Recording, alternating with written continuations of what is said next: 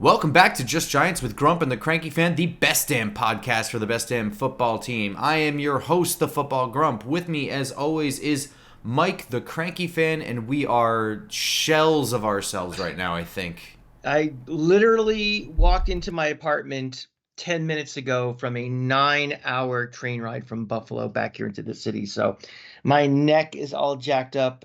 I am tired. The woman next to me smelled. So Drag. nothing better I'd rather do under these circumstances than talk about a Giants loss. But at least it wasn't, we're not going to have the conversation we expected to have 24 hours ago. That's for sure. God, no, nothing about this trip went the way that we thought it would at all, down to the weather. I am, other than the 1 hour nap I took right before we started this, I haven't gone to bed yet. I flew home in the clothes that I wore to the game. Yeah, So if you haven't been around Grump, he's a friggin' animal. I mean, we got back, we actually first thing was pretty shocking. We give ourselves stars and the Giants stars. We stayed for the whole game, which we were fully expecting had to to, leave early. Yeah, had we had to. to, which is great. We get back to the hotel room, and traffic's not bad getting out and everything. We get to the hotel. Grump watches the game again. I mean, he's got a flight. His flight is at 6 a.m. and he starts watching. I mean, that is dedication to you, our loyal listeners, and the proof of the screw loose that Grump has. So Grump gets a star Oh, for thank being you. prepared. I literally put my head on the pillow and was out cold in seven. I think in the middle of a sentence, I think I fell asleep. Almost, man. I mean, because I had the game on my laptop, so I had a literal timestamp. You were within 60 seconds Yeah. of. You were talking to me as you were like putting the covers over and your head on the pillow, and And I then think I said something gibberish too. I think I kind of know that you're like in that lucid state where you're saying gibberish. I think I remember saying something about a contract, which made no sense with anything, and then I was out. Like when you're about to go under, like getting a dentist work done or surgery. counting I think back from 10 and you make yeah, it to 7. I think I made it to like N from 10. So Yeah, it was. So you had just. It was like within 60 seconds you were started snoring. I was like, oh shit, he's down. All right. guys, I Um, have one skill in life, and that is my ability to sleep anywhere, anytime, under any conditions. that is a enviable skill. Yeah, now that I've hit 5'1", sleeping is a premium. And, I still think I'm 24, and I still, obviously, you follow me on Twitter or Instagram, you see I'm all over the place at all crazy hours, and you got to sleep whenever you can grab it, and I do that. So, start for me. Yeah. Um, Wow, what a trip. I so like part of the reason I did that is because I had to return a rental car, get to the airport. I had so much stuff that it was like, do I really grab 3 hours of shut eye or do I just knock this out while I'm up? So just knocked Yeah. it out while I was up, but I have not yet gone down. So my voice is a little wonky, but we're here to do this. So Yeah.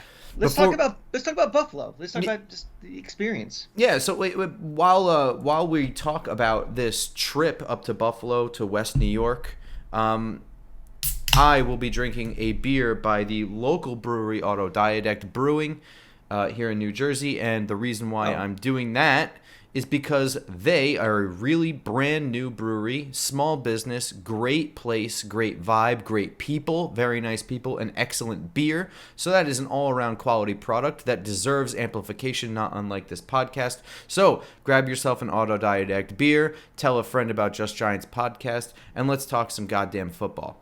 let's do it. We went up there. Your train came in a little bit late. We didn't get to do a whole lot of the Buffalo thing, but man, it is a night and day difference, the influence that team has on not just that city but that whole region of the state.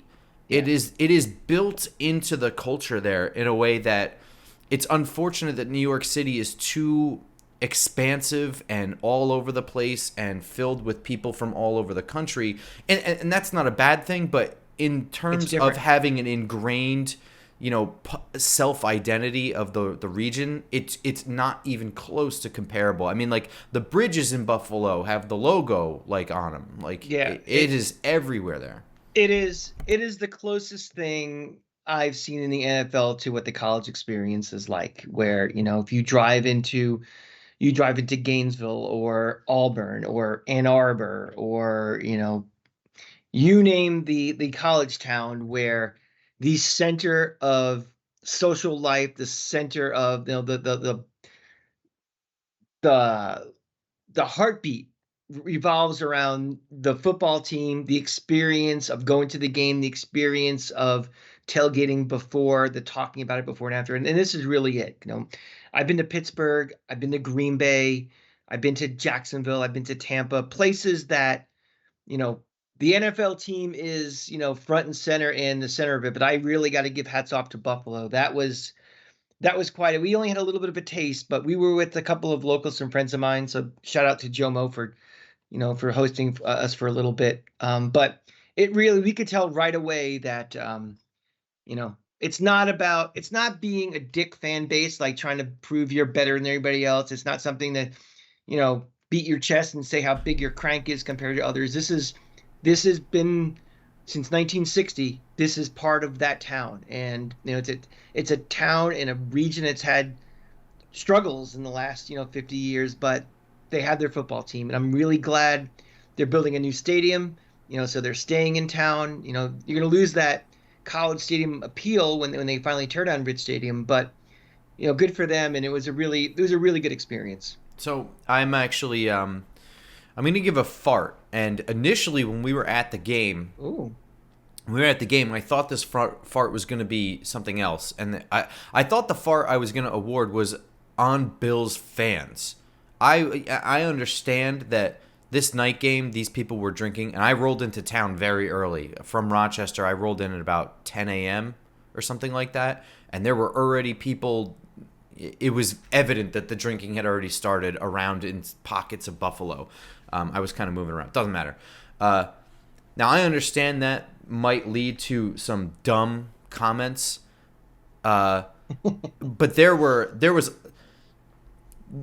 this experience briefly made me feel like, rather than the football team being a really big part of the culture there, where it's super important and everyone's really knowledgeable, everyone seemed to be like drunk buffoons that just didn't even know football, like just really stupid commentary that not unlike Giants fans that we've seen, whatever. And then as the game went on, I realized it's Highmark Stadium that gets the fart, and here's why. It is no wonder to me that Buffalo fans that are loyalist but fucking stupid fan base all around us that I've been around is because you can't see anything. I know you're getting a brand new stadium soon, but the problems, you have scoreboards with bad information on it. You've got no replays. You've got a camera that does show replays occasionally that's shot from the Hubble. You can't see anything. You don't need a whole new stadium to fix some of these things. You need a better stadium operator. We had incorrect stats on the board for a long... They had something like Josh Allen had only 3 passing attempts. It was up on the scoreboard in the second quarter. It's absolutely not correct. I mean, I'm happy for you guys. You're getting a brand new stadium. But geez, you got to start hiring better staff or something. At one point, one of the scoreboards was just green. It's no wonder you guys don't know what you're talking about half the time. I think that's exception more than rule with the fan base. I mean, we were sitting behind a real imbecile. I'm half joking. His commentary was every punt for either team, horrible punt. And last night was a punting clinic by both teams. We had kicks, down in the 5-yard line, booming kicks were unreturnable, and every kick, terrible kick. Jamie Gillen had one of the best punts I've seen in this game, where he just drilled something from the end zone on a short snap. He drilled it all the way to the opposing 30 and angled towards the sideline, and they were able to tackle him at the point of pretty much where he caught it. He kind of had to back up a little bit and then got about 1 yard forward. That was an incredible special teams play. Yeah, to the point the girlfriend basically was like, "Okay, we need to leave. You're done. You have to go." So it's a little self-policing. So she gets a star. I mean, fan bases are fan bases. You're right. A Sunday night game when you've been pounding beers all day in a place that is known for pounding beers and jumping on tables and doing all the the silly stuff that they do. I'll let that go a little bit. Yeah, I'm impressed. I'm impressed by. I think, when you see like lots of women at the tailgate and everything, and they have all different jerseys, not just Josh Allen, but like I saw a variety of everybody. And that tells me that, you know, everybody's into this team. They know who they like, who's good. It's not just the superstar quarterback, not like the good-looking Kelsey you might have on your team or something. That's I think it's a pretty good fan base. Well, let me ask you something. Did you find it odd how few Jim Kelly jerseys were there? I found that somewhat odd. There were quite a number of. I was going to say I saw a couple Thurman Thomas at some tailgate stuff, not really in our section, but I was really surprised that there weren't that many Jim Kelly jerseys. It's interesting. I mean, again, that was 30 years ago, but the combination of he's a local legend, someone who's had health issues, Yeah. the retro phase coming back, you would think more. I thought that was a little surprising. Yeah, I mean, I wasn't actually shitting on this fan base. I was being tongue-in-cheek there. But the thing is, we had these sweet light-up wristbands. They had a really, really great Sunday night setup for this thing. But you can't even get your scoreboards right. Like, the priorities were just all over the place at this stadium. Of course, we're also talking about a MetLife Stadium where, God forbid, we get any stats at all for anything. But at least we get replays, man. I mean, I had to be tethered to my phone to find out some things were going. We had no replays whatsoever for a while. Well, then let's give a fart for Wi-Fi being complete garbage too. That's also, that's kind of all of Western New York, but yeah. I mean. I felt like I was trying to dial into my AOL account. It was that bad. Yeah, it was pretty. We couldn't even add tickets to your phone wallet. Ugh, that was an adventure. Yeah. All right, so game 14-9 Bills Giants. I kind of want to start with the defense in this game because we walked into this game both talking as like, well, the move might be to leave at halftime. We parked in somebody's lawn, which is like very common there because it's kind of in a residential neighborhood. We had to make sure we weren't going to be blocked in because as Giants fans, we might be leaving early, which is, it is Correct. what it is. And the defense, I think, is probably the biggest reason that we stayed to the very end. Not the only reason, obviously, but man, the Bills' offense is a high-powered offense, and this is coming off of playing the Miami Dolphins. So maybe we had iron sharpens iron kind of moment. Maybe the Bills are a little dull coming back from London, but I have to throw stars at the defense in general because they held the Bills to just 2 scores, both of which were scored in the fourth quarter. They held them scoreless until the fourth quarter. That is I did not think we would be sitting here today saying anything of that sort. And not only that, they made Buffalo change what they do. Oh, yeah. I mean, they had to run. They had to run. That is a sign that your defense is working and playing well, and you've done a really good job of coaching. We'll get to coaching in a minute, but, as bad as the offense has been this year, these scores have gotten out of hand because the defense has not been good either. Right. And, Josh Allen, I think might be, I don't think he's in that top tier of quarterback. He's a very, very good quarterback, but he does have stretches where he's kind of, And I think we got a little lucky. We got a stretch yesterday of from him too. So, but, I think we did a fantastic job of, I guess this is more of a conversation for offense, but dictating really what we wanted to do to them and make them more reactive. And they figured it out in the fourth quarter. But yeah, defense, it's a part of a bigger thing, I think, with the defense, and it's this team, and it goes to coaching. And this is where I'm going to get the star part for coaching is this team, for all intents and purposes, this season's over for a variety of reasons. This team came to the park tonight or last night to play and play to win. And when you have buy-in, I mean, I can accept injuries. I can accept lack of talent. I can accept lack of execution. I can even accept bad coaching.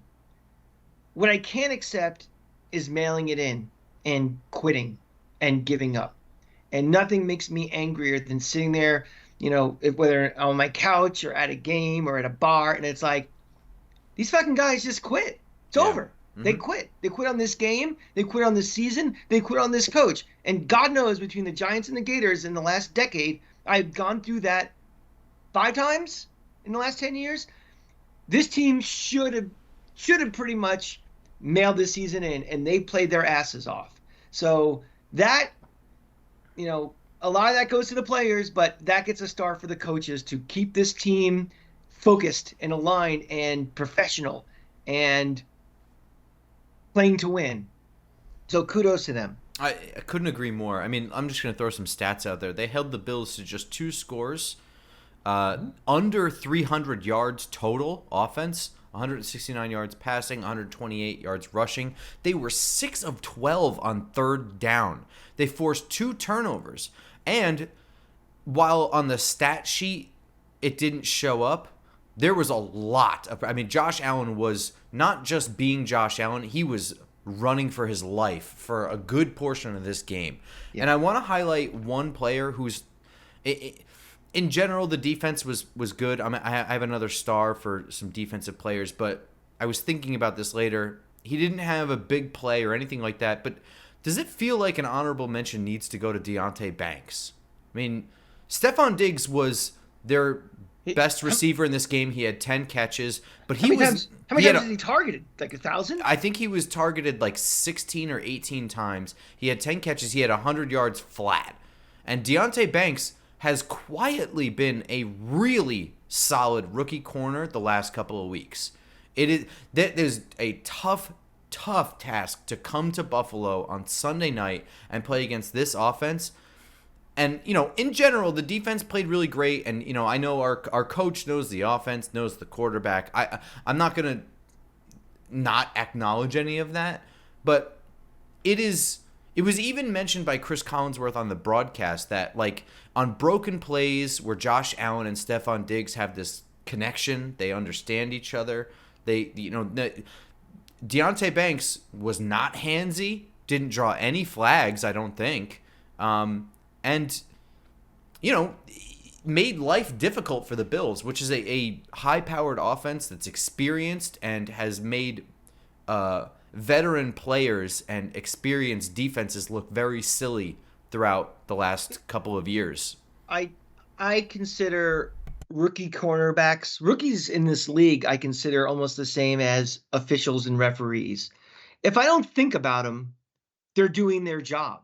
It's like when you think about a corner, usually 9 times out of 10, unless you're like Sauce Gardner, when you're talking about a rookie cornerback, it's, oh boy, he's getting abused. He's toast. He needs help. They gotta, they gotta help with their safety or something.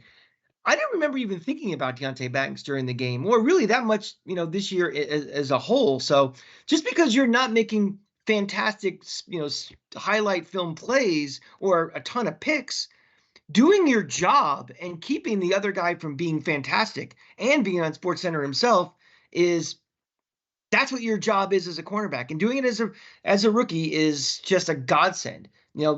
We had that as, one of our preseason concerns. We both did about those guys, but we also said we're willing to live with it. We'll deal with it. And it's been a long time since I've gone to a game like, oh boy, I'm worried about these corners. How are they going to hold up against receiver X or, quarterback Y or something? I think overall the defense, I thought they played with a fire and a purpose. I think they had some moments that looked a little bit rough, especially in the late game when they were kind of getting run all over. But overall, they never looked inept against it. Remember, they're playing against a great offense. They never looked inept. They never looked bad, and they never looked lost. They came in pissed off. They came in hot, and that from the very first play of the game, there was chippiness going. Obviously, the brawl that went out. I mean, this is a team that was pissed, and pride. That's another thing. That's another example of not quitting on your team is you give a darn and you are going to, if I have to fight you about it, I will. I mean, I saw some outlets and some other shows are like, you got to keep your emotions under control. I get that, but something, this team is 1-5 and teetering on the edge of being completely irrelevant for the rest of the year. I don't mind seeing any of that. We need leaders on this team. And if I see that my brother in arm in the trenches or, is not going to put up with some nonsense from the other team and is willing to put his fists out and willing to risk getting thrown out of a game and getting a fine, that's how leaders and that's how bonds and brothership grow. So I'm glad to see it. Now, let's not make this like your calling card of being dirty and just being out of control all the time, but there's times and places when it needs to happen. And last night was one of those times and places. They set the tone immediately for this game. Oh, they were not going to be dicked around and pushed around. Yeah, I'm going to agree with that. So I rewatched the brawl a couple of times from the broadcast because that was happening on the other end of the end zone for us, so we couldn't see shit. I couldn't tell you, but there was a great big scoreboard. There is a big scoreboard at that place. Half of it's taken up by ads, and then the other half doesn't show you any replays of anything. So Grump is no fan of the former Rich Stadium. I would blow that fucking thing up. Anyway, I had to rewatch it, and I watched it a couple times. To me, my interpretation is that looked like Kayvon Thibodeau getting slightly frustrated with not being able to disengage from somebody and kind of just piling Deion Dawkins into a tackle. Spencer Brown looked like he came in and just started punching him in the abdomen. And that is really what seemed to set off. So, like, I mean, I'm not going to say it belonged to one team or another. Like I said, like, it looked like Kayvon was really driving Deion Dawkins into the tackle. And this has been growing all game. This is not an isolated incident. I mean, what are you doing, man? From the first play, from the kickoff, honestly. But it looked like he kind of gave him a little extra shoves. But, like, the random right tackle coming in and just throwing a couple of gut punches brought Dexter Lawrence and Leonard Williams into the fold. And that's where everything just went bananas. And so you had two separate things. You had a fight with Spencer Brown going on in the end zone, and Josh Allen kind of got involved in that. I don't know what the fuck he was thinking. And then you still had Deion Dawkins after that kind of separated. He was kind of, Kayvon Thibodeau was on the ground, and he was trying to like just drag him down and whatever. And Kayvon legitimately was kicking up like to keep himself. He's on his back like a turtle.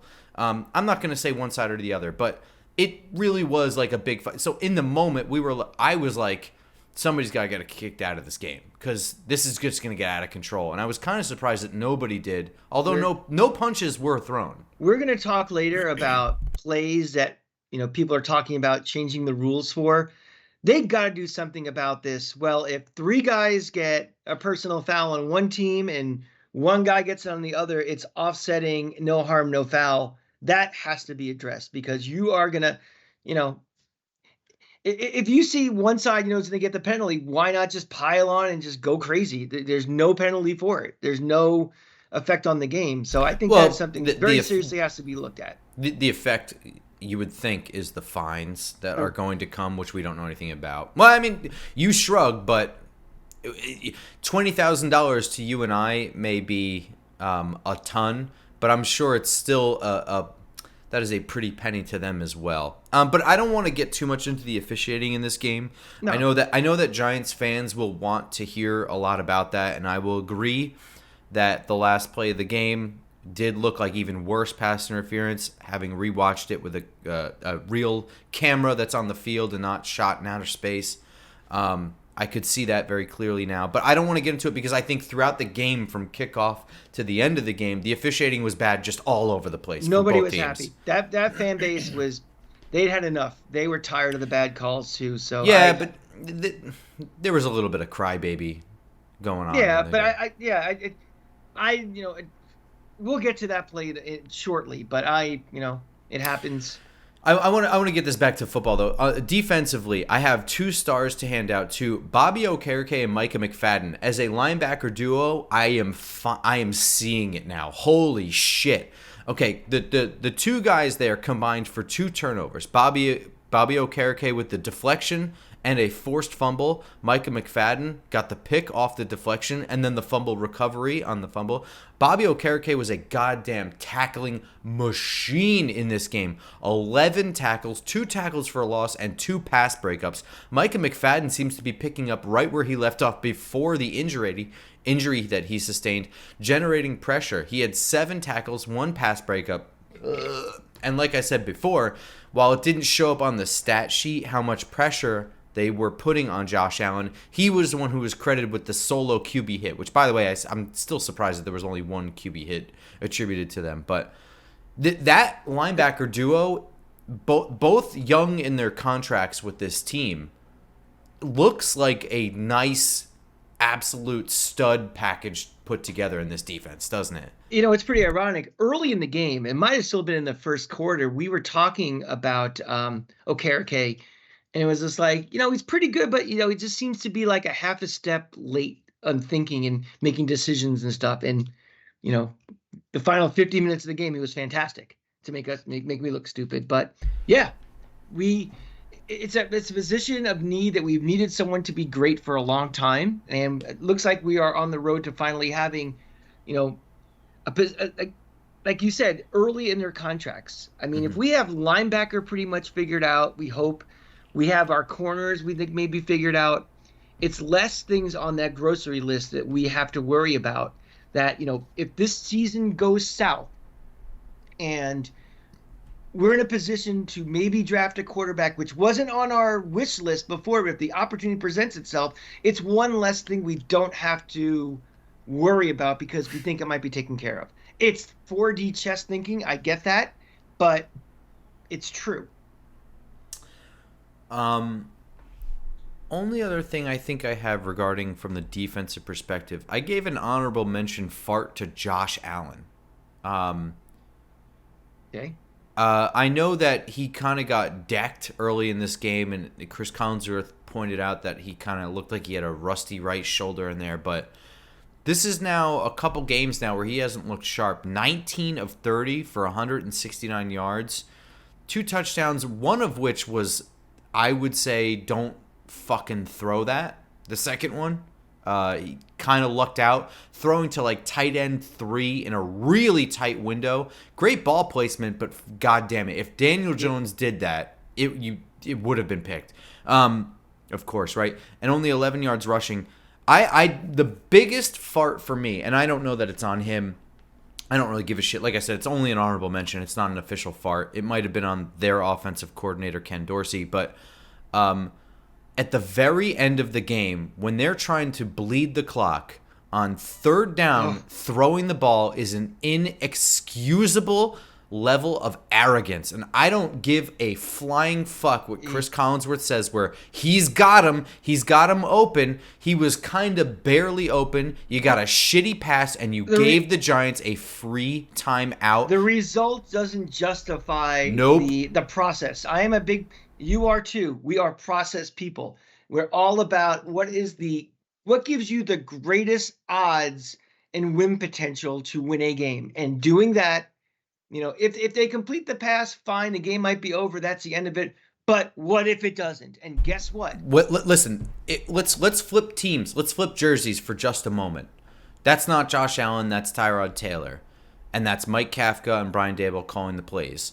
You do that third down play, it's incomplete. The Bills score and win the game on a untimed down with 0 on the clock. That is the play that made that happen, right or wrong. Oh, yeah. And something? The decision would have been bad enough, but if you're making that decision not with Josh Allen, but with Tyrod Taylor, that makes it even more egregiously stupid. Of course. I'm just saying, if this podcast were happening with reverse, that would be we would be talking about that play. Sure. I mean, that would be the whole hour, right?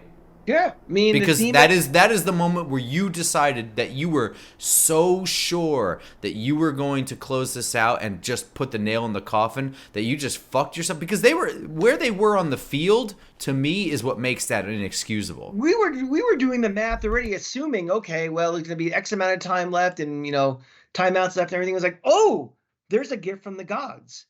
The theme of this game, was coaching decisions and clock management and all of that. Mental mistakes. That is one that will just be washed away in history of not being remembered. But those are things that when you can't let pride and ego and bravado get in the way of maximizing your chance to win. And I say it all the time with coaching. Your job as a coach is to put your players in the best position to succeed. If that means calling the right play, having them prepared during the week, clock management, play decision, everything, whatever it is, your job is to put them in the best position to succeed. because you don't, whether you have a beef with, who's now the coach of the Giants, or whatever, that should not matter. Win the game. Don't try to see who's got the bigger PP, and that's what he tried to do on that play. Unbelievable. That was I love that analysis. Um, so do you want to pivot to offense? Yeah, let's do it. Okay. So damn.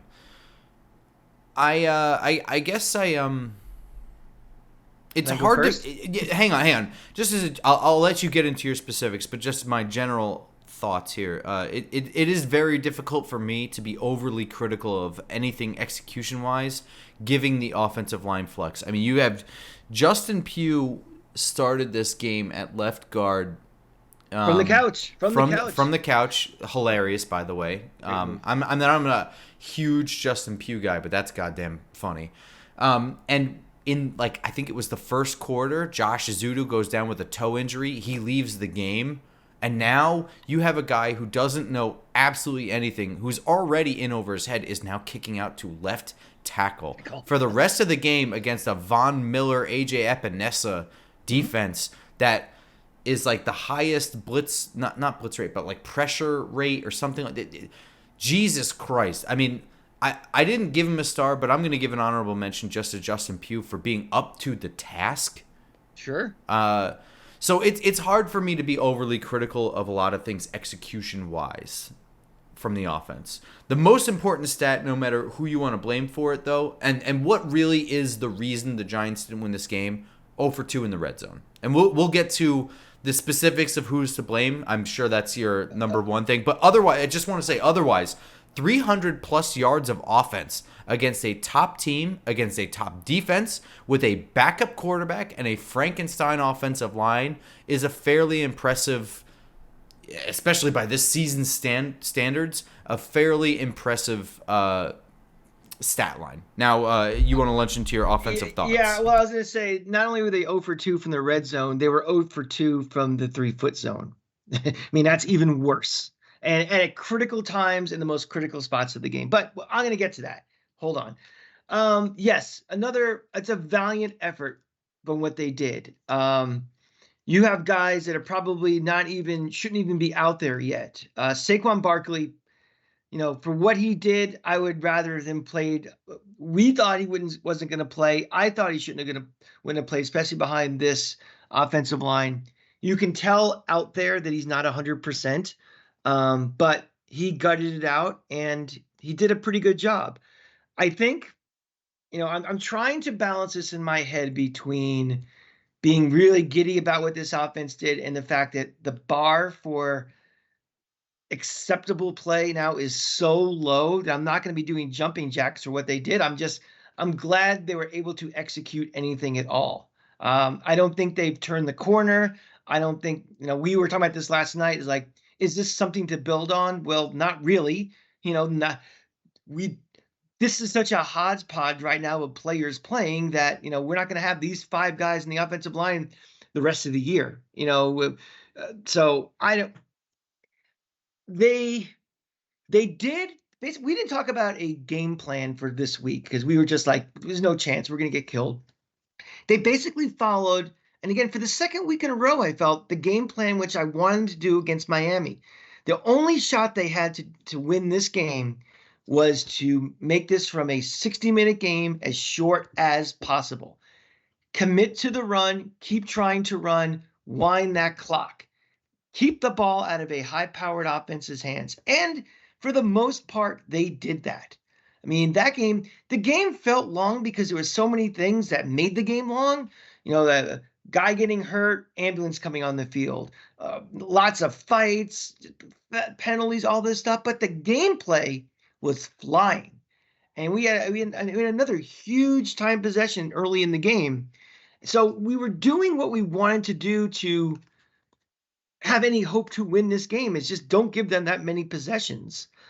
Now I got to go to my fart, and I'm sorry. Wait. Hang on. I Yeah. just want to throw in there. I'm giving Saquon Barkley an honorable mention star. 24 carries for 93 yards, 4 or 5 receiving for about 5 yards. I think that even when he's hurt, it's pretty clear how much he changes the offense and what defenses have to do. It's very clear. And whatever your thoughts are on Barkley and the future with the team, it is evident that whether it's him or someone else, a dynamic running back really does change. And by dynamic, I mean like top 5 guy. Like, we can talk about positional value, etc., but the top 5, the 1%ers at the position, really do change the way defenses have to play. And Barkley gutting it out with a high ankle sprain, coming back very early.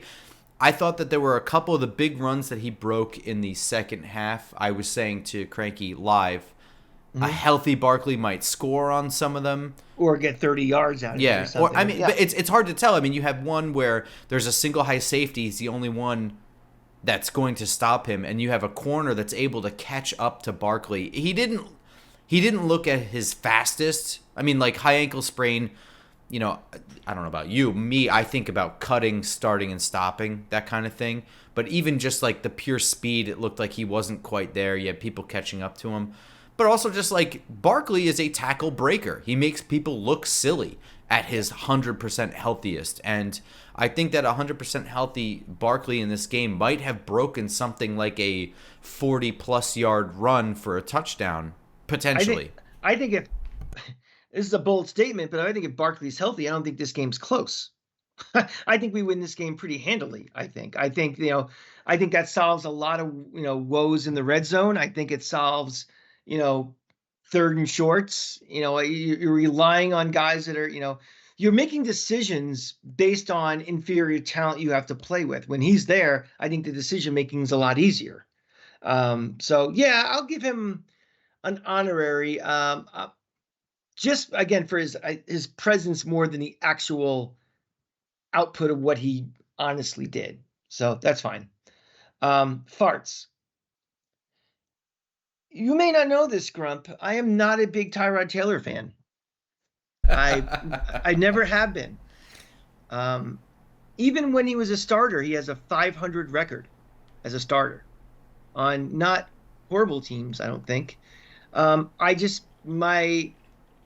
My criticisms are well documented on this show, why I don't like him. The biggest thing to me is just I still believe is trying to audition for this phantom starting job he'll get in the league somewhere else. I don't know if he thinks He kind of said it in the post-game interview. You and I were listening to the fan crawling out of the stadium. Yeah.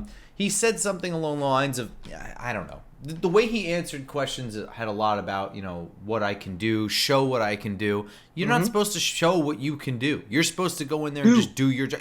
You are too old. You have had your opportunities. You're not Geno Smith turning 31 or whatever.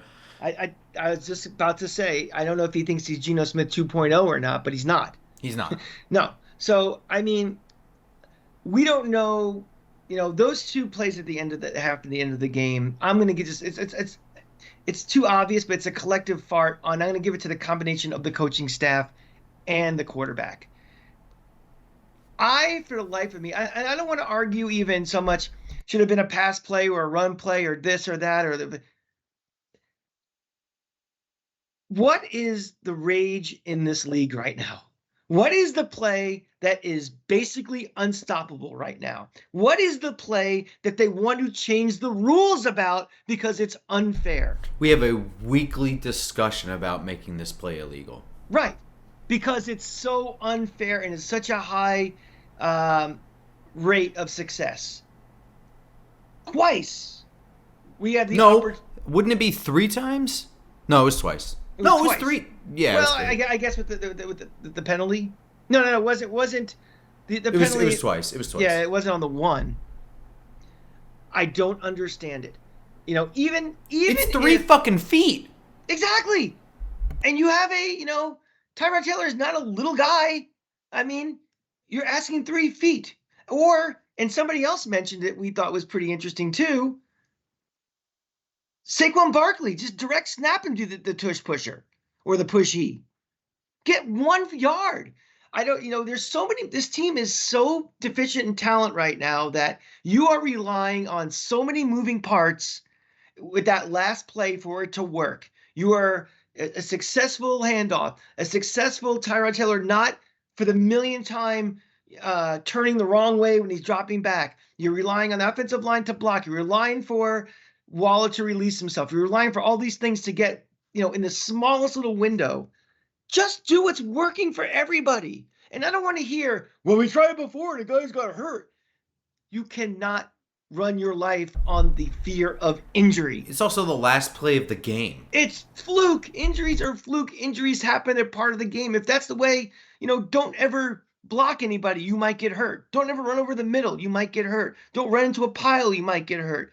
Don't come out of the locker room. You might get hurt. So just because something happened once, that's a silly excuse people are making. And to me, I don't know. I remember before we hired, this current administration, one of the things I said was I want a modern offense for the 21st century NFL. Well, there is nothing more modern than the tush push. And we had twice opportunities to do it, and we didn't. And that's disappointing. So I don't know what the aversion is to it. I don't know if they're just scared of the offensive line or what it is. Scared that, Tommy DeVito is in the wings. But to your point, the second one, the game-ending play, the decider, was the last play of the game. He scores and he breaks his scrotum. It doesn't matter. We'll figure it out for next week. Not a problem for right now. So that gets that really, to me, the end of half, end of game decision making, whether it's coach, quarterback, combination of the two, has got to be cleaned up because it ruined a game. If we would have won this, we'd have been talking about for years. This would have been up there with that Seattle win a couple of years ago. It would have been up there with that Tampa win, that the Daniel Jones game would have gone back and, all the great comebacks in history that the Giants have come back from. And now it's just, well, now we're 1-5. Yeah. I only gave two true farts, not honorable mention farts like Highmark and Josh Allen. And Tyrod Taylor going 24 of 36 in this offense for 200 yards and 5 rushes for 24 yards is very impressive. But it is 150% negated by checking out of the play at the end of the first half with no timeouts into a running play wherein you pretty much you ended the half. That was inexcusable to me, and it was actually kind of hilarious watching the broadcast. Brian Dable flipped out and went straight to Mike Kafka, who looked like me being yelled at by my dad, like when I was a kid. Like, I didn't call that play. He was so mad that I'm sorry, I forget who the sideline reporter was. She was trying to get some answers at him, and he was still yelling at Tyrod going into the locker room and said, I think she quoted him saying, I'm really sorry. My head's not in it. I can't answer these questions right now. That is 150% on Tyrod Taylor. And the reason why it negates all of what he was able to do behind a shit offensive line and against this good defense and all that other stuff is because he's the veteran. He is the one who knows to look at the clock, look at the timeouts, understand what you're fucking doing. Checking into that play, I was eating a disgusting hot dog and watching on one of the screens by the concession stand, and I'm floored, just absolutely floored. If I were sitting next to you, I might have been actually throwing shit. I don't even know what the hell I would have done. Well, I would throw shit if you're sitting next to me anyway, so that's not a surprise. But yeah, I remember just sitting there. It's just like, that couldn't have been from the coaching staff, And again, it goes back to my thesis about Tyrod Taylor. Tyrod Taylor trying to take things on himself and be, look what I did. Look at my head. Look at my, he can go into a contract negotiation with somebody and say, look at what I can do. Look at my brains. And it was the exact opposite.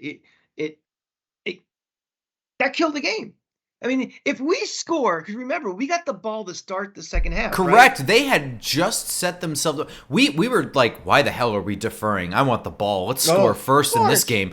But my God, they almost pulled off, going up 13-0 at the half to start the half, to start the second half with the ball, they could have theoretically went up 20-0. That stadium would have been dead silent. And you could see as soon as that play the half ended. If you looked over, I looked over at the Bills sideline, and they were jumping up and down like the game was over, like they just won. I mean, that was the kick in the pants that a listless, dead team was given to go into halftime, catch their breath and come back out. Now, and then things change. So that is just, if it was Daniel Jones, I'd have been a little more forgiving. I think I just have a stick up a craw on my whatever for Tyrod Taylor. He's older. He's more experienced. He's been around longer. He knows, you should have all these scenarios in your head. Yeah, it is unfathomable and inexcusable to check out of you had 14 seconds. 14 seconds ticked off of that. That was not, 2 seconds, maybe whatever. You checked into the wrong play. What he did is he effectively ended the half. He ruined what you had, like 3 shots at the end zone. Us two idiots sitting in the corner of the end zone where, eating disgusting hot dog, and it was kind of like, you can do this and you can do that. I was thinking in my head, okay, 3 plays, you could do this. You have all these options. You also could have, worst case, you still had a field goal in your back pocket, and points were forget scoring a touchdown. Just, you need points there. For a team that is so challenged scoring points as this team is, again, 0 for 2 in the 3-foot zone is 0 points. It really negates everything else they did on offense the whole game. 100%. That's why he gets a fart. He actually had, given the limitations and whatever, a noteworthy game. But you just the only thing that matters now is that the Giants haven't scored an offensive touchdown in something like 8 quarters or something like that, and or maybe it's like more 10 quarters, right? Or something. That we scored in San Francisco or something. That's we didn't score one in Miami. We didn't score one in Buffalo, but I think we scored in San Francisco. Okay, so that's 4, 8, 12. I guess 14, I believe. We had Seattle too. Did we score against Seattle? We must have. I don't think we had a touchdown in the Seattle game. I don't remember. It doesn't matter. The point is, That's the talking point, and that makes the entire team look like shit. And that stat is 100% attributable to Tyrod Taylor outthinking the coaching staff, apparently. And also, let's just finish this up with one thing. We are not on this show, and as Giant fans should not even have it in your brain. Maybe we should go with Tyrod Taylor when Daniel Jones comes back. That's the last we're talking about that on this program, on our Twitter feeds, in smoke signals that we send up, carrier pigeon, whatever. That's it. I mean, even if you want to move on to Daniel Jones and you think Tyrod's the better option this year, it does no good at this point. So I don't. I do want to hand out some honorable mentions on offense and some stars. I'm going to give a star to Darius Slayton.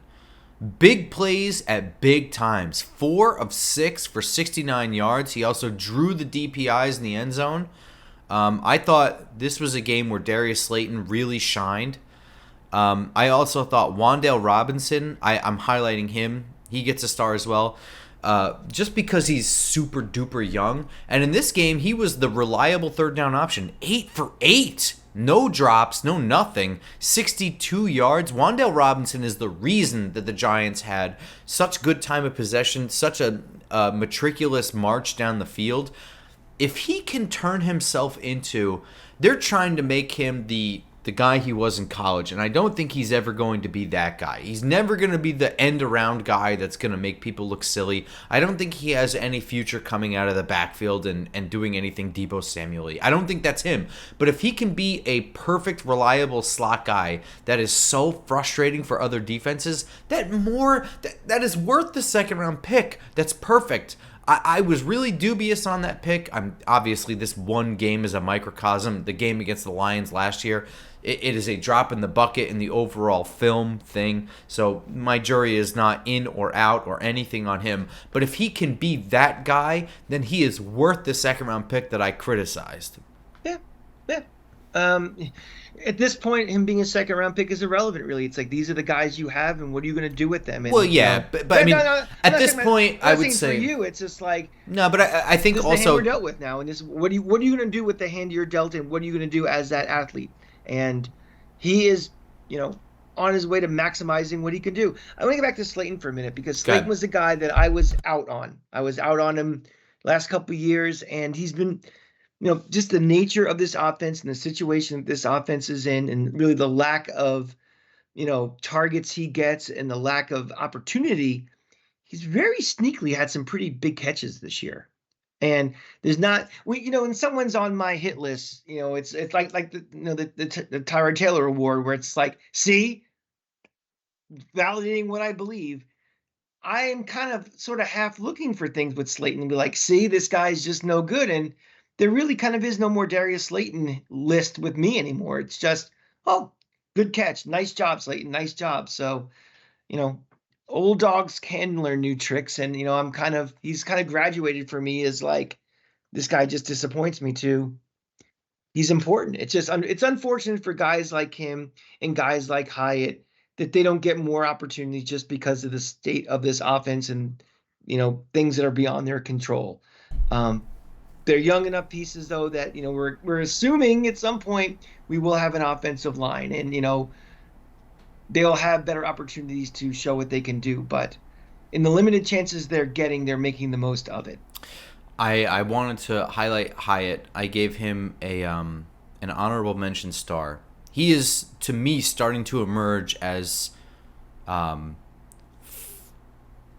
showing flashes of being better than his third round draft slot.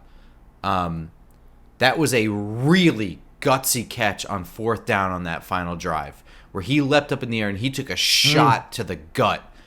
That is somewhat the kind of thing that a young guy would do who hasn't been in the NFL long enough to get smacked into next Tuesday. But also just the fact that he laid himself out there. But he also had a really good comeback route catch. The big criticism that he was this year going to be speed only. And my thought process is that it's okay to be speed only, because there's about 4 or 5 really effective routes that you can do when you have threatening speed. And one of them is a comeback route. If people are always playing off of you because they're afraid that one stumble or even just hip to hip, they're going to get outraced, then the comeback route is the kind of thing that will guarantee separation. And it's not just the fact that he had that comeback route. It was the way that he plucked the ball out of the air to me. Mm-hmm. I really, really love, and you probably heard me say this before, you'll hear me say it again, I really love when receivers attack the ball out of the air as opposed to this fade away, let it come to me, catch it in my chest. No.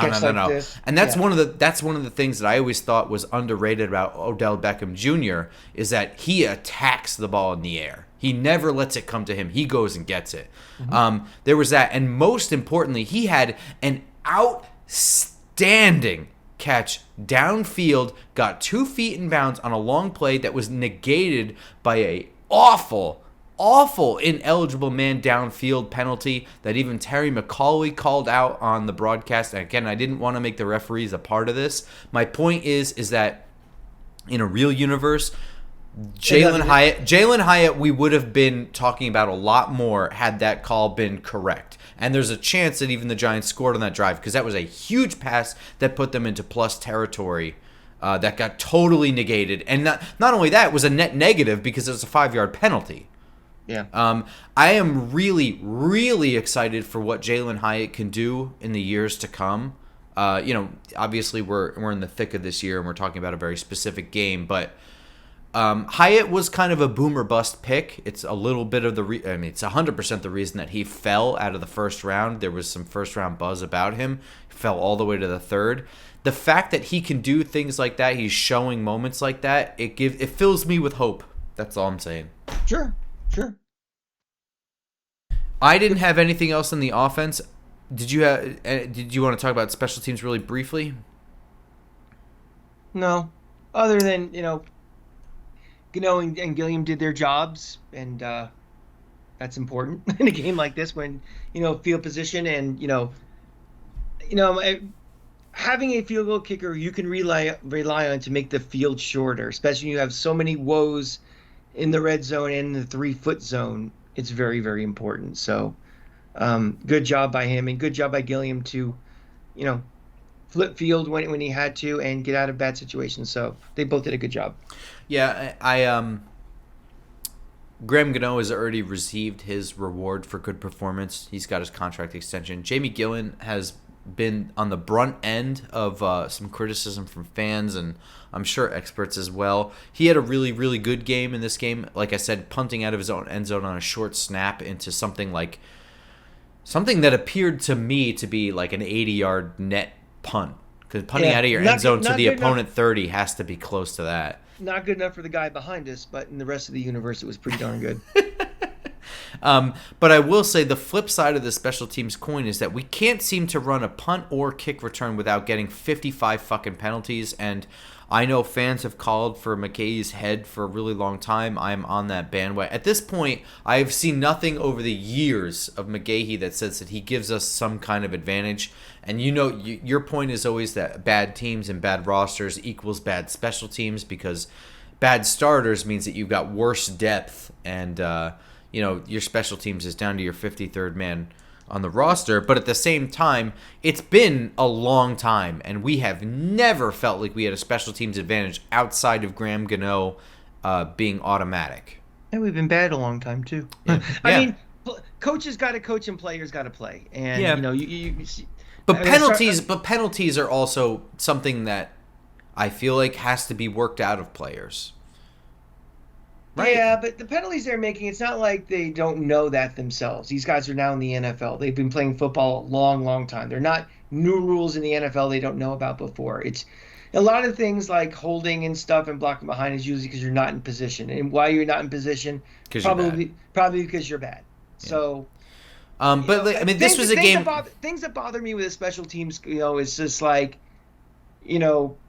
we don't have enough men on the field, like things like that. Oh, yeah. Stupid stuff where it's just like, or schematically, we're getting extra field goals blocked or punts blocked, and it's like not because of bad execution. It's just like people don't know where don't know where they're supposed to be, and we don't even know that we need 11 guys on the field. Exactly. Sometimes. Yeah. I'll say it's just frustrating where I've been so heavy on Eric Gray and the decision making, and in this game I didn't think Eric Gray did poorly as a returner, but every single time that he had one where he caught it, ran up the field, got to the 40, penalty, we're starting on our fucking 10.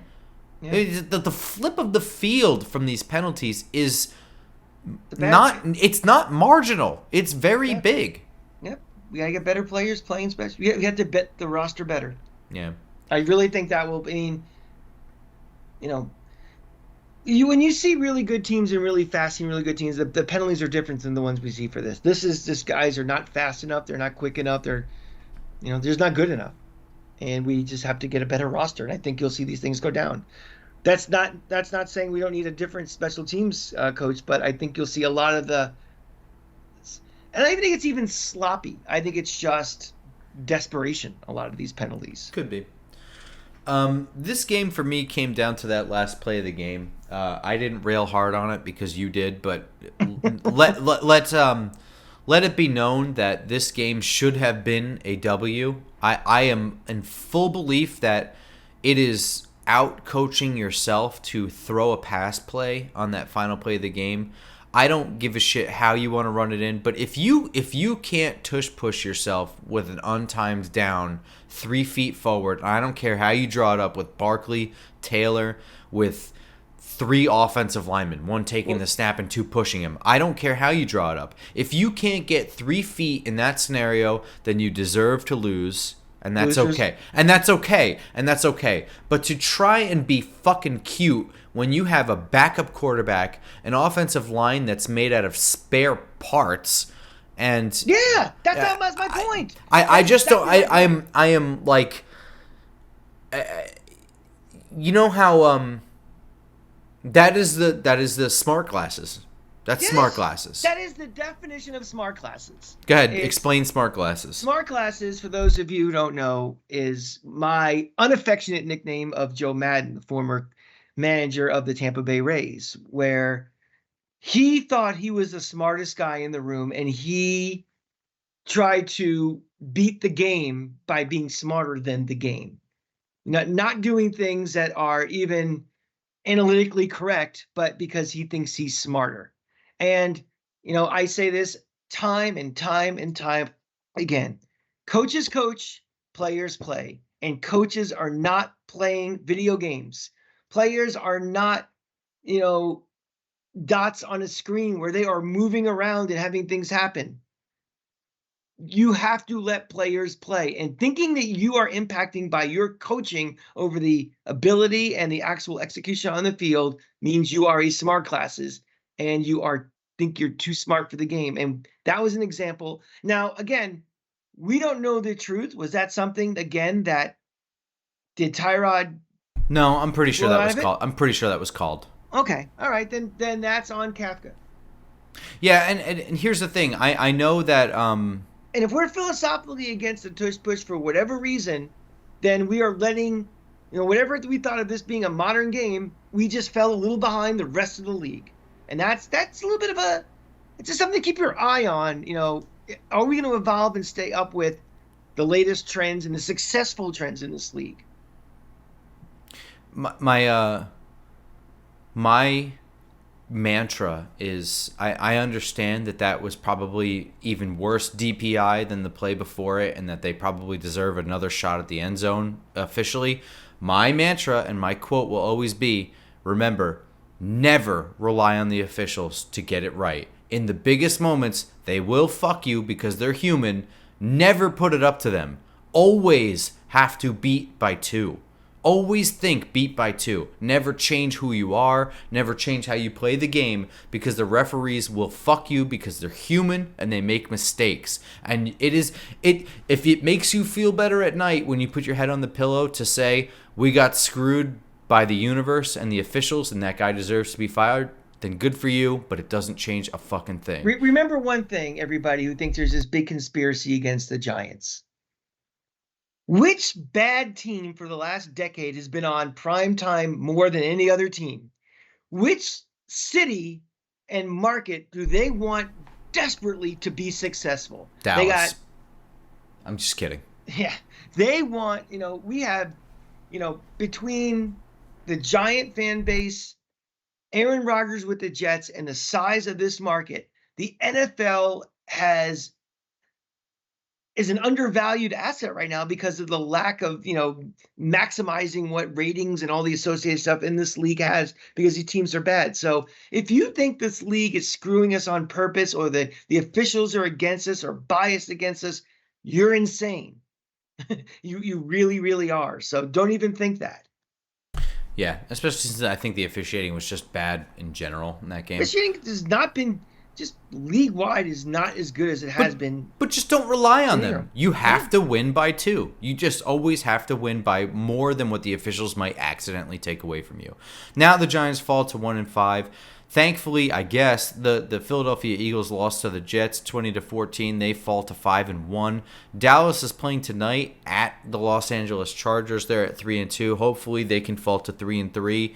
Washington, as we predicted, beat the Atlanta Falcons 24-6. They're at 3-3. We are the laughingstock of the NFC East, and probably the laughingstock in the NFC, and that just is what it is.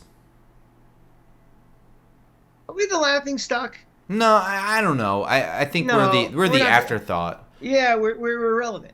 I don't think that people give a shit about injuries when it's not their team. They don't even know the extent usually. Right, but the again, the benefit of being on Sunday night is everybody is watching. That's a good point. And NBC has a over-the-top graphic with goofiness going on that will highlight every injury and how bad and statistically in that. So I mean, we have been on 3 primetime games already this year. And so the rest of the league has seen God more than they probably want to of us, but they kind of get it what the story is with the Giants. The above the fold headline is this is a very, very banged up offensive line that is crippling their ability to really do anything. And then, oh yeah, Saquon Barkley's out, the face of the Oh yeah, a franchise. backup quarterback. Yeah, and now the backup quarterback. So laughing stock this team is not, it's just irrelevant at this point. And it's unfortunate, but the way it is. Sucks. It is the way it is, and the Giants will be hosting to what the Washington Commanders next Sunday at 1:00. You and I will be in attendance, correct? Yes. We will be there. There'll be a star-studded tailgate this weekend. I'm looking forward to it, seeing all of our good friends, and Yeah. nice fall weather. Should be nice. Got my And new Giants jacket I'll be breaking out this weekend. You'll be very excited to see it. ooh, I am excited to see Yeah. that. All right, sick. So then we will see you guys on Friday morning for the preview episode of that. Be sure to like, subscribe, and follow on iTunes, SoundCloud, Spotify, etc. YouTube especially. And remember, like I said, tell a friend because the internet can only do so much these days. So let your friends that you have daily Giants conversations know about our podcast, where to find us, etc. And we love you guys. We'll see you all Friday morning. Until then, let's go Giants. Go Giants.